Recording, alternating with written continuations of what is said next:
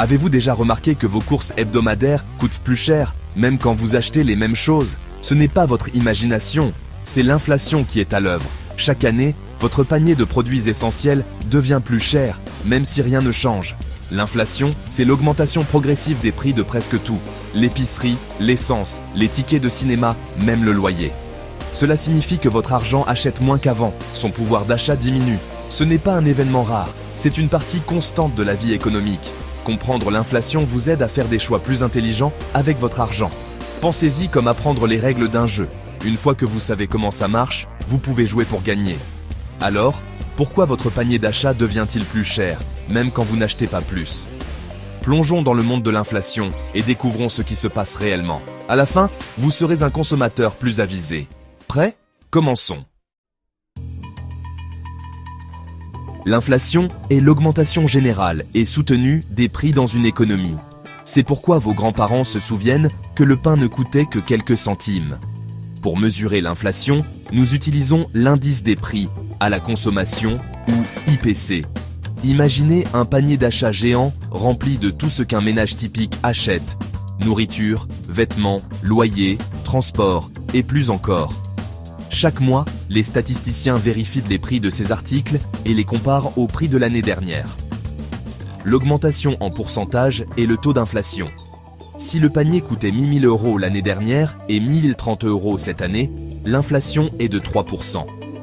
Les gouvernements, les entreprises et même les régimes de retraite utilisent ce chiffre pour prendre des décisions importantes.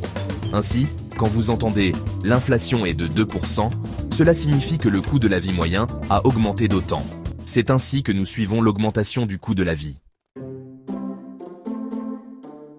Une cause majeure de l'inflation est l'inflation par la demande.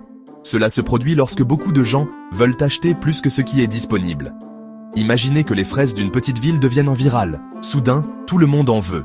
Mais il n'y en a pas assez pour tout le monde. L'agriculteur augmente les prix et les gens achètent toujours. C'est la demande qui tire les prix vers le haut. À plus grande échelle, quand l'économie est en plein essor et que les gens dépensent plus, les entreprises ne peuvent pas suivre, donc les prix augmentent. Même les dépenses gouvernementales peuvent ajouter à cet effet. L'inflation par la demande est un signe d'une économie forte. Mais si elle n'est pas contrôlée, elle peut faire grimper les prix en flèche. Trop de demandes, pas assez d'offres, c'est la recette. Le deuxième moteur est l'inflation par les coûts. Ici, les prix augmentent parce que la fabrication des choses coûte plus cher. Imaginez une pizzeria, si la farine, le fromage, les salaires et l'électricité deviennent tous plus chers, la propriétaire doit augmenter les prix des pizzas juste pour couvrir ses frais. Elle n'est pas avide, elle couvre des coûts plus élevés. Cela se produit partout. Si les prix du pétrole augmentent, le transport et la fabrication deviennent plus chers, donc tout le reste aussi. Les catastrophes naturelles, les nouvelles taxes ou les réglementations peuvent également faire grimper les coûts. Les entreprises répercutent ces coûts sur vous, le consommateur. Même si la demande reste la même, des coûts de production plus élevés signifient des prix plus élevés. C'est l'inflation par les coûts en action. C'est le côté de l'offre qui pousse les prix à la hausse. Le troisième facteur est l'inflation importée. Lorsque nous achetons des biens à l'étranger, les hausses de prix ou une monnaie plus faible rendent les importations plus chères.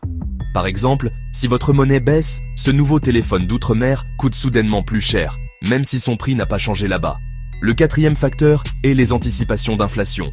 Si les gens s'attendent à ce que les prix augmentent, ils agissent de manière à ce que cela se produise. Les travailleurs exigent des salaires plus élevés, les entreprises augmentent les prix de manière préventive. Cela peut créer une spirale salaire-prix. Des salaires plus élevés entraînent des prix plus élevés, ce qui entraîne des demandes de salaires encore plus élevées. Les anticipations peuvent transformer l'inflation en prophétie autoréalisatrice. C'est pourquoi la gestion de ce que les gens croient sur les prix futurs est si importante. Les coûts importés et les craintes futures alimentent l'inflation de manière puissante. Ce ne sont pas seulement des chiffres, c'est aussi de la psychologie. L'inflation ne frappe pas tout le monde de la même manière. Les plus durement touchés, les personnes à revenus fixes, comme les retraités et les épargnants dont l'argent croît plus lentement que les prix. Par exemple, si votre épargne rapporte 1%, mais que l'inflation est de 3%, votre argent perd de la valeur. D'un autre côté, les emprunteurs avec des prêts à taux fixes peuvent en bénéficier. Si votre salaire augmente avec l'inflation, Vos paiements de prêt semblent plus petits avec le temps. Les propriétaires d'actifs réels, comme l'immobilier ou les actions, voient souvent leur valeur augmenter avec l'inflation. L'immobilier, par exemple, peut être une bonne protection. Les propriétaires de petites entreprises font face à un équilibre. La hausse des coûts fait mal, mais des augmentations de prix intelligentes et une gestion des coûts peuvent les aider à survivre.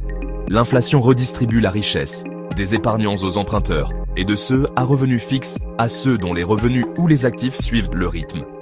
Comprendre où vous en êtes vous aide à planifier. L'inflation n'est pas juste, mais vous pouvez vous préparer. Sachez si vous êtes à risque ou si vous pouvez en bénéficier. L'inflation est difficile, mais vous pouvez riposter. Premièrement, soyez un acheteur intelligent. Planifiez vos achats, respectez votre liste, comparez les prix et achetez en gros lorsque cela a du sens. Deuxièmement, examinez vos dépenses fixes. Réduisez les abonnements inutiles, négociez de meilleurs tarifs et économisez sur les services publics. Chaque euro économisé est un euro gagné. Troisièmement, faites travailler votre argent pour vous. Gardez un fonds d'urgence, mais investissez votre épargne à long terme dans des actifs qui peuvent dépasser l'inflation, comme les actions ou l'immobilier. Ne laissez pas votre épargne perdre de la valeur en restant sur un compte à faible intérêt. Conseil bonus pour les propriétaires d'entreprises.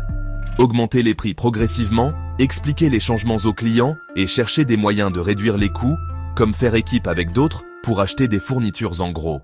L'inflation est un défi, mais avec des mesures intelligentes, vous pouvez protéger vos finances. Restez proactif, restez informé. Vous avez ça.